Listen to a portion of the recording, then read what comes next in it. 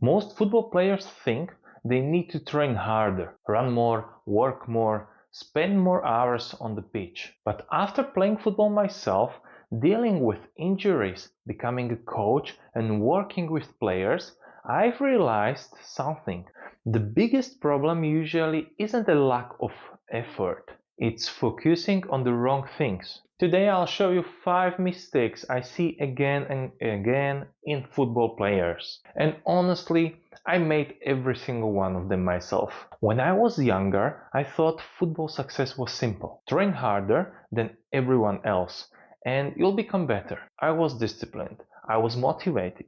I was willing to do whatever it took, but looking back, there were several things I completely ignored. Things that affected my performance, things that affected my recovery, and things that eventually contributed to injuries. I wish somebody had taught me these lessons when I was younger. That's why I'm sharing them with you today. Football development isn't only about training hard, it's about training smart. The players who improve the most aren't always the players doing the most. They're often the players doing the right things consistently over many years. Let's look at 5 mistakes that might be holding you back right now. Mistake number 1. Ignoring breathing and stamina. Most players spend time improving their running. Very few players spend time improving the breathing, and that's a mistake. Your breathing affects how efficiently your body works. It affects how you recover between efforts. It affects how you manage fatigue, and it affects your stamina throughout the match. Something as simple as breathing through your nose during your warm-up and building better breathing habits during everyday life can make a difference over time. Most players train their legs. Very few train the system that supports them. Mistake number 2. Waiting for an injury to take care of your body. Many players only start thinking about their body after something hurts. But by then, you're already behind. The goal isn't just to avoid major injuries. The goal is to reduce the small problems that slowly limit your development. Because every missed training session matters. Every missed match matters. Every week spent recovering is a week not spent improving. Functional movement and functional breathing are deeply connected, and the better your body functions, the better chance you have of staying on the pitch. Remember this, you don't improve when you're injured. You improve when you are able to train consistently. Mistake number 3. Treating recovery as optional. Most players take training seriously, but they don't take recovery seriously. And recovery isn't only about lying on the sofa. Recovery means helping your body and nervous system return to a balanced state. For me, some of the best recovery methods are simple. Walking, spending time in nature, swimming, breathing exercises, doing activities that reduce stress instead of creating more stress. The goal isn't to constantly push harder. The goal is to recover well enough to perform again tomorrow.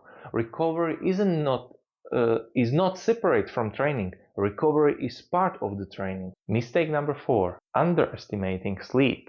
This might be the most overlooked mistake on this list. Sleep. Many football players spend hours thinking about training. Very few spend time thinking about how they sleep. But recovery happens during sleep.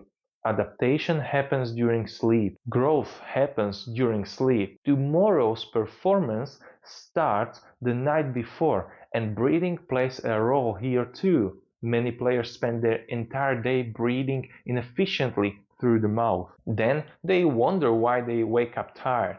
Your breathing habits don't stop when training ends. They influence your recovery every single day. If you want better performance, start taking sleep seriously. Mistake number 5. Chasing six packs instead of real core strength. When many players hear the word core, they immediately think about abs, sit-ups, six-packs, looking athletic. But football doesn't care how your abs look. Football cares how your body functions. Real core strength helps you transfer force, stay stable, win tackles, jump higher, change direction. And one of the most important muscles in this system is the diaphragm. Most players think of it only as a breathing muscle, but it also plays a major role in stability and pressure management. That's why I believe football players should train the diaphragm just like they train any other important muscle. Train function first, appearance comes second. Practical takeaway: if you remember only one thing from this video, remember this: train hard, but also train smart. Don't focus only on football training. Focus on better breathing, better recovery, better sleep, injury prevention, and real core strength. Those things may not look exciting on social media, but they can completely change your football development over time. Looking back, these are exactly the lessons I wish I had learned much earlier in my own football career. In fact, if I could go back and talk to my 16-year-old myself, these are some of the things I would tell him. So if you haven't seen it yet, watch the next video where I share what I wish I knew at 16 as a football player. I'll see you there.